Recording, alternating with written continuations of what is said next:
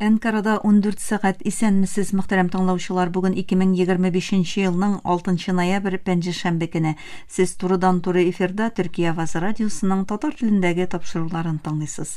Безнең программа 19 метрлы кыска дулкынның 15360 кГц яшьлегеннән 42 дәрәҗә көнчыгыш юнәлешендәге Түрксат 3А һәм Түрксат 4А иярченнәре белән 3 тапкыр w.trtdinle.com интернет адресы аша һәм кесе телефоннарының TRT-Dinle тыңла кушымтасыннан Вот-Ис радио каналыннан тапшырыла.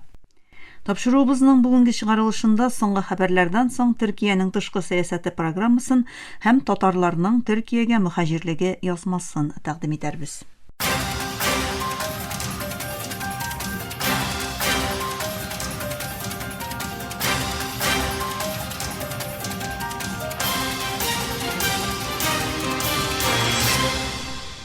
Соңгы хәбәрләр. Төркия Җумһурияте Милли күзләү оешмасы башлыгы Ибраһим Калын Истанбулда Газида утны туктатуның киләсе этапларын тормышка ашыру мәсьәләләрен сөйләшү өчен Хәлил Әл-Хая җитәкчелегендәге Хамас делегациясе белән очрашты. Хамас арадашчылык тырышлыклары өчен Төркиягә һәм илбашы Рәҗәп Тайип Эрдоганга рәхмәтләрен белдереп, Израильнең килешүне бузуына карамастан утны туктатуга тугрылыгын яңартты. Очрашуда дәвам итүче гуманитар ярдәмнәр, халыкара оешмалар белән координация һәм утны туктатуның проблемасыз алга баруын тәэмин итү юллары каралды. Фердинанд Маркос Калмаеги тайфуны илнең үзәк төбәкләрендә 241 кешенең үлеменә яки югалуына китергәннән соң илдә гадәттән тыш хәл игълан итте. Филиппин рәсмиләре Калмаеги тайфунында кимендә 114 кешенең гомере өзелүен, 127 кешенең югалуын белдерде. Югалтуларның күбесе күптән түгел күзәтелгән җир тетрәүнең нәтиҗәләреннән котылырга тырышкан провинцияларда булган. Рәсми затлар белдергәнчә, Кебу сәбәпле иң зур зыян күргән провинция. Агусан-дель-Сур төбәгендә ярдәм итүче Филиппин һава көчләре buraлагы килеп төшү нәтиҗәсендә 6 кеше һәлак булды. Русия дәүләт башлыгы Владимир Путин АКШ илбашы Дональд Трамп сынавын яңадан башлау турында игълан иткәннән соң югары дәрәҗәле вәкаләтләргә потенциал атом төш коралы сынаулары өчен тәкъдимнәр әзерләргә кушты. Путин Русиянең киң кырлы атом төш сынауларын тыю килешүенә тугрылыгын ассызыклады. АКШ исә башка бер атом төш дәүләте коралларны сынап караса, Русиянең дә шулык рәвешле җавап кайтарачагын кисәтте. Саклану министры Андрей Белоусов Русиянең яңа җирдәге Арктика төбәгенең якында сынаулар үткәрү урыны була алачагын белдерде. Путин министрлыкларга һәм оешмаларга мәгълүмат җыю, анализ һәм ихтимал сынап карауларга әзерлек планын тәкъдим итү турында буйрык бирде. Авропа Берлеге сәүдә комиссары Марус Севкович белдергәнчә, Авропа Берлеге Авропа сәнәгатьләре өчен бик мөһим булган сирәк очрый торган җир элементлары белән тәэмин итү максатында Кытай белән махсус канал булдырган. Бу адым электр автомобильләре, җил турбиналары һәм башка технологияларның җитештерелүенә янаган Кытайның экспорт контроленнән соң ясалды. Брюссель белән Пекин Авропа гаризаларын тизләтү турында килешкән. Әлегә кадәр якынча 2000 гариза бирелгән. Авропа Берлеге тизрәк раслауга чакыра, шул вакытта Кытайга бәйлелекне өчен Эстониядагы сирәк очрый торган җир элементлары һәм магнит җитештерүне дә кертеп, чыганакларны төрлеләндерә. Халыкара Кызыл Хач комитетының Африка директоры Патрик Йосеф Суданда гуманитар кризисның критик ноктага җитүен һәм глобаль битарафлыкның андагы кайгы газапларны тагын да арттыруын белдерде. Судан кораллы көчләре белән оператив ярдәм көчләре арасында 2 елдан артык дәвам иткән бәрелеш, ачлык, авырулар һәм көч куллану шартларында миллионлаган кешенең йортларын ташлап китүенә китерде. 2023 елның апреленнән бирле дәвам иткән сугыш нәтиҗәсендә 20 мең кеше үлгән, 15 миллион суданлы исә яшәгән җирләрен ташлап киткән. Оператив ярдәм көчләренең Әл-Фаширга соңгы һөҗүмендәге күпләп үтерүләр, көчләүләр һәм рәхимсезлек, дөнья күләм гаепләүгә һәм халыкара җинаять мәхкәмәсенең потенциал сугыш җинаятьләре һәм кешелеккә карата җинаятьләр турында кисәтүләренә сәбәп булды.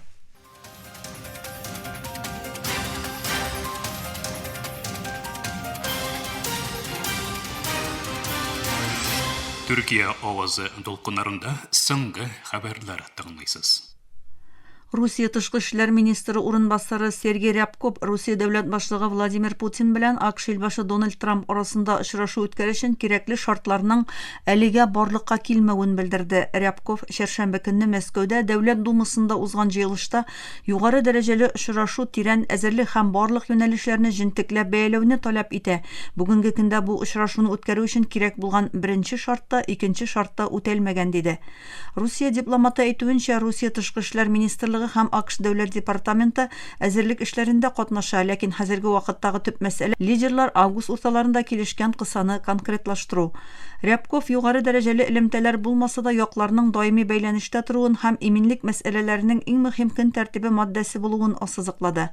Трамп белән Путин соңгы тапкыр 15 августта Аляскада очраштылар һәм аннан соң Будапештта тагын бер сөйләшү үткәрү турында килештеләр. Әмма бу очрашу тормышка ашмады.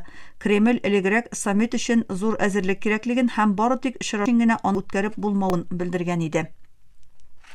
Израильнең уң карашлы радикаль министры Амихай Чикли Нью-Йоркның мэры итеп Зохран Мамдани сайланганнан соң андагы яһүд халкын Израильгә күченеп яшәргә чакырды. Ул 34 яшьлек демократ-социалист Мамданины Хамас яклаучысы дип атады. Израильнең диаспора һәм антисемитизмга каршы көрәш министры Амихай Чикли X платформасында булай дип язды: "Бөтен дөнья иреге символы булган шәһәр ачкычларын Хамас яклаучысына тапшырды." Ул шулай ук Нью-Йорк яһүд җәмәгатьчелеге өчен инде элеккечә булмаячак. Мин Нью-Йорк яһүдләренә Израиль җирендә яңа йорт табарга киңәш итәм дип өстәде. Израильне апартеид режимы дип атаган һәм Газа сугышын геноцид дип бәяләгән Мамданиның позициясе күп кенә Израиль рәсмиләренең һәм яһүд җәмәгатьчелегендәге сионист фигураларның ачуын чыгарды.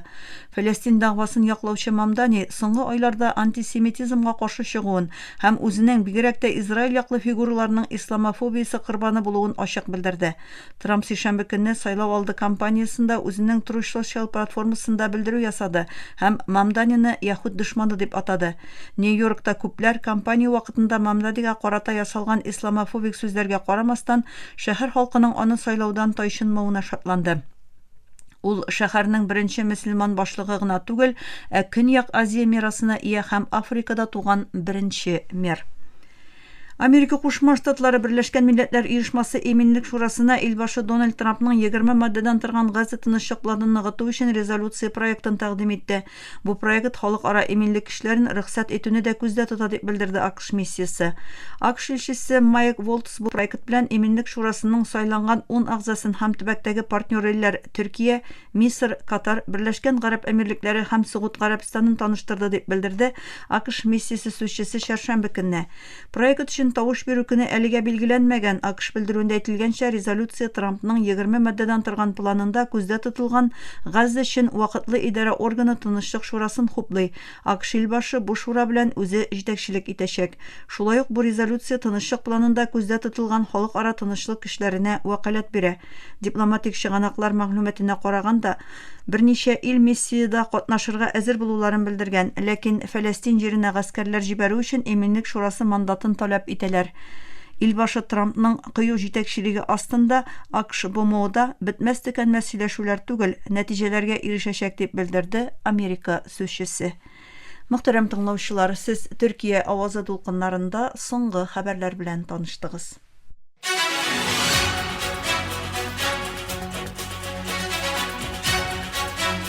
Төркиянең тышкы сәясәте.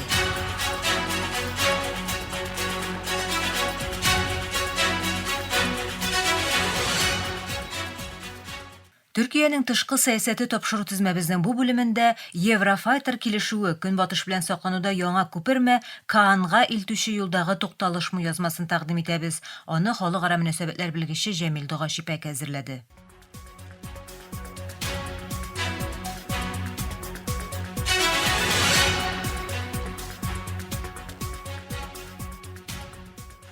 Төркия 2025 елның 27 октябрендә Бөек Британия белән 20 Еврофайтер Тифон очкычы өчен 8 миллиард фунт стерлинглык килешү төзеде. Башлангыч тапшыру графигы 2030 ел дип игълан ителде. Бу Анкара белән Лондон арасындагы саклану хезмәттәшлегендә яңа бүлек ача. Шул ук вакытта Төркия һава көчләре алдында торган күчеш чоры ихтыяҗларына конкрет чишелештә тәкъдим итә. Халыкара матбугат белән сөйләшкән чыганаклар килешүгә Meteor һәм Brimstone кебек мөһим сугыш кирәк-яраклар кертелгәнен раслады. Бу платформа гына түгел, тоткарлау пакетын да сатып алуны аңлата. Meteor киң качу тыелган зона мөмкинлекләре белән һавадан һавага сугышта уен кагыйдәләрен үзгәртә, Brimstone төгәл һөҗүме белән җир һәм диңгез объектларына каршы көчен арттыра. Төркиянең инвентаризациясендә һәм доктринасында очкыч плюс сугыш кирәк-яраклары плюс челтәр өчлеген бер үк вакытта ныгыта торган бу картина саннарның ни өчен югары күренүен дә аңлата. Төркиянең 2019 елдан бирле F-35 досьесеннән чыгарылган һәм сәяси шартлар аркасында F-16V пакеты 2024 елда гына планлаштырылганлыктан альтернатив чишелешләр эзләүе табигый. Шул ук вакытта Анкара милли сугыш очкычы Каан проектын тизләтте. Беренче очыш 2024 елның 21 февралендә булды һәм 2028 елдан башлап беренче 20 очкычны тапшыру графигы игълан ителде. Шуңа күрә Тайфун даими юнәлеш түгел, акыллы вакытлы көч. Каанга кадәр һава өстенлеге һәм һавадан саклану миссияләрендә бернинди дә бушлык калдырмый торган күпер. 2030 елга 20 яңа очкыч китерү планлаштырыла, әмма саклану министрлыгы Төркиянең Катар һәм Оманнан 24 кулланылган Тайфун очкычы турында сөйләшүләр алып баруын раслады. Бу адым бүгенгедән иртәгегә кадәр потенциаль куркынычларны киметү һәм Эгей Көнчыгыш Урта диңгез Сүрия сызыгы буйлап әзер куәтне саклап калуны максат итеп куя. Кыскасы, хәзер очачак кошлар һәм иртәгеге флот бергәләп эшләнә.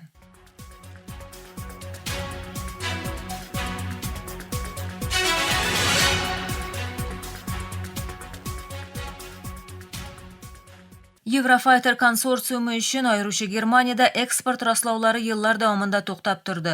Быел Берлинның уңай карары бу мәсьәләне хәл итте һәм Лондонның дипломатик һәм сәнәгать җитәкчелеге бу килешүне раслады. Ауропаның Русия-Украина сугышы белән тизләтелгән яңадан кораллану циклында Төркиянең НАТОның көньяк флангына йөкләнеше ачык күренде. Еврофайтер бу кысаларда коллектив тоткарлауның өлеше буларак урнаштырылды. Тифонның номиналь күрсәткечләреннән тыш Төркия өчен Meteor белән алачак мөмкинлекләре мөһим иде. Бу беренче күргән беренче суга уенының масштабын төрле сценарийларда, Эгей диңгезендәге сугышлардан алып төбәк һава саклануына кадәр Төркия файдасына үзгәртә ала. Икенче яктан Brimstone тиз мобиль диңгез максатларына яки Зәңгәр ватан төбәгендәге асимметрик җир өсте куркынычларына каршы түбән зыян белән төгәл атулар бирә. Төркиянең пилотсыз очкычлары экосистемасы һәм аның гамәлдәге акыллы сугыш кораллары портфолиосы белән бер рәттән караганда күп катламлы сугыш чылбыры барлыкка килә. Күзләү, максатларны алу һәм һөҗүм элементы.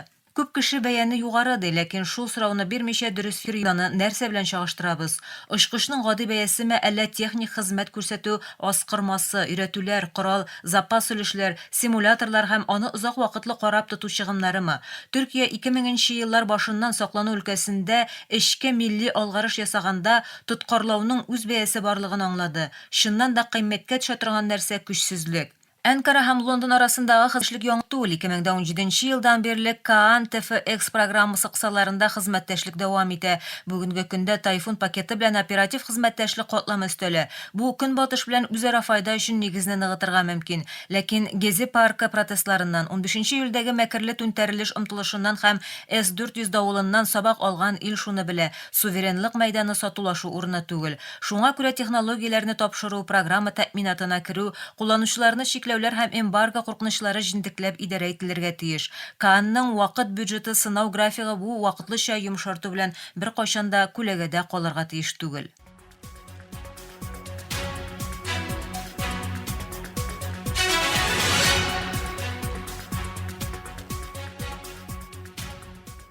Каанның беренче очышыннан соң тәүге блокны китерү 2028 елга билгеләнде. Әйе, двигатель сатып алу тирәсендә лицензияле һәм экспорт рөхсәте турында фикер алышулар бара. Тайфун бу процесста тукталыш булып тора. Максат 5нче буын очкычлары даими нигез булган Төркия һава көчләре. Бу юлда ясалган һәр адым Каанның сынауларын, квалификациясын һәм серияле җитештерү вакытын тизләтәчәк. Яшь инженерлар, очучылар һәм техниклар өчен юл ачачак. Еврофайтер Тифон сатып алу көнбатыш белән яңа саклану күпере булдыра. Төркия бу күпердән үткәндә үзенең милли максатына Каанга таба бара. Бу күперне ныгытачак нәрсә күнегүләрдән алып хезмәт күрсәтүгә кадәр тәртипле гамәлгә ашыру һәм ныклы миллиләштерү. Төркия зәңгәр ватанны һәм күк йөзен бер үк вакытта яклаячак күп катламлы киртә төзи. Тайфун бу архитектурага бүген кирәк булган терәк. Иртәгә бу терәкне Төркиянең үз балалары төзегән Каан алачак.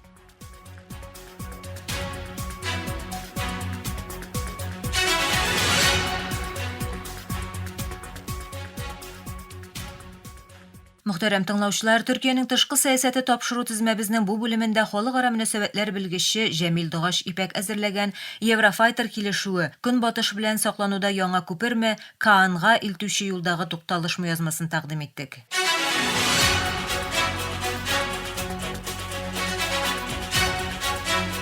Төркиянең тышкы сәясәте.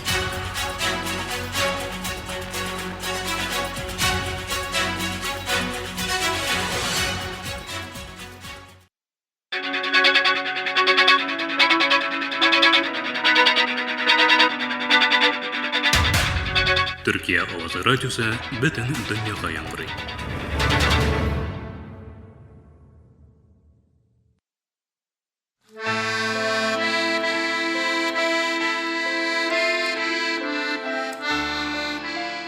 Tatarlardan Türkiye'ye muhacirliği.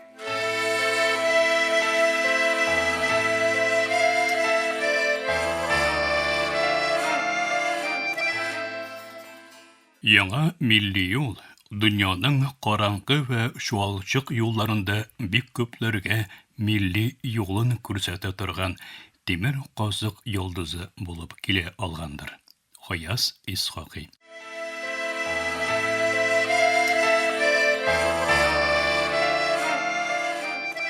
Мөхтәрәм тыңлаучылар, Төркиягә татар хиҗрәтенә багышланган тапшы дизмәбезнең бүгенге 45-нче бүлегендә дә Мөхәммәд Гаяз Исхакый турында сөйләшүбезне дәвам итәбез. Үткән язмада Гаяз Исхакыйның Польшага күчеп килгәчтә актив рәвештә җәмәгать эшчәнлегенә керешүе хакында әйтеп киткән идек. Аның мондагы эшчәнлегенең иң мөһиме милли юл, соңрак исә яңа милли юл журналы булган дисәк хата булмастыр шәт. Милли юл журналы татар мөхаҗир тарихын өйрәнү өчен беренчел чыганак булып тора. Татар әдәбияты белгече Хатип ага Миңнегулов аны азатлык көрәшенең мөнбәре дип атый. Инкыйлабтан соң чит илләрдә чыккан татар матбугаты арасында яңа милли юл журналы айрым бер күренеш булып тора. Ул 20нче гасырның беренче артысында татар халкының милли азатлык көрәшен, мәдәни һәм рухи тормышын яктырткан иң әһәмиятле басмаларның берсе. Бу журналны өйрәнмичә, татар эмиграциясенең иҗтимагый, сәяси һәм әдәби тарихын тулы күз алу мөмкин түгел. Яңа милли юл үз вакытында милләтебезнең энциклопедиясе, эмиграция ел язмасы буларак хезмәт итә. Журналның барлыкка килү тарихына килгәндә, яңа милли юл исеме иң беренче чиратта аның нигезләүчесе, мәшһүр әдип, публицист һәм җәмәгать эшлеклесе Гаяз Исхакый исеме белән бәйле. Ул журналны оештыручы, баш мөхәррир һәм төп авторларның берсе була. Беренче чорда мәҗмугада мәс'ул редактор Русак исеме күрсәтелсә дә, бу Исхакыйның үзенең кушаматы яки саклык йөзеннән кулланылган исем булуы ихтимал. Журналның беренче саны 1928 елның 23 декабрендә Варшавада милли юл исеме белән дөнья күрә. 1930 елдан башлап басма яңа милли юл дип атала башлый һәм айлык мәҗмуга рәвешендә нәшр ителә. Ул нигездә Берлиндә басылып чыга. Соңрак журналның редакциясе Варшава һәм Берлин адреслары арасында күчеп йөри. Журнал үз эшчәнлеген 1939 елның октябрь аена кадәр дәвам итә.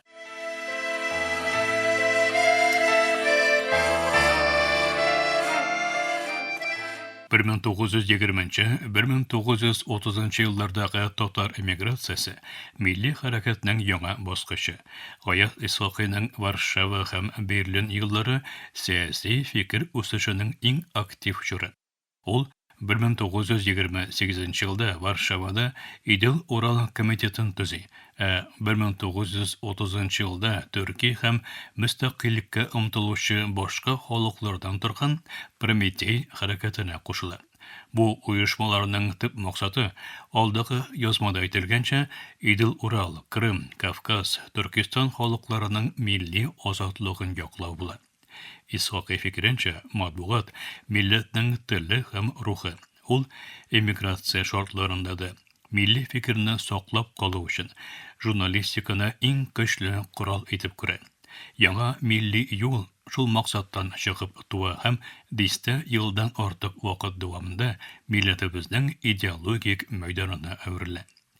Яңа милли юл битләрендә милләт язмышына кагылышлы сәяси, тарихи, фәлсәфи һәм мәдәни мәкаләләр урын ала.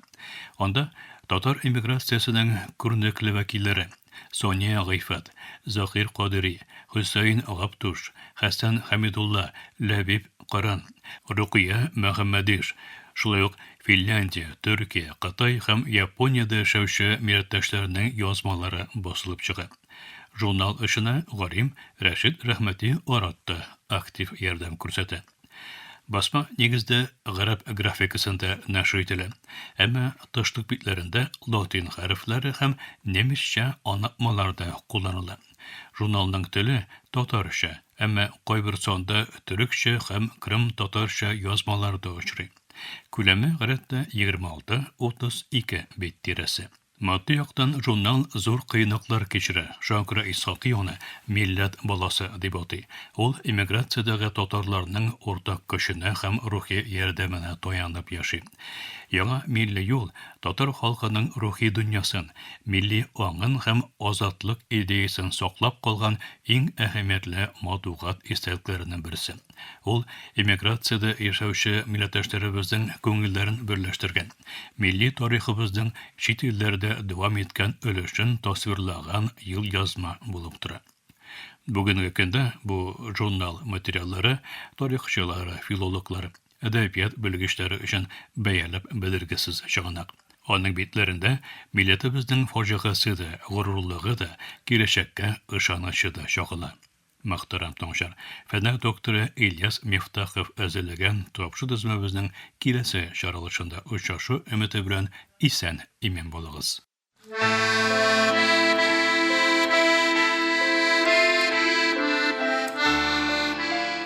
Татарларның Төркиягә мөхаҗирлеге.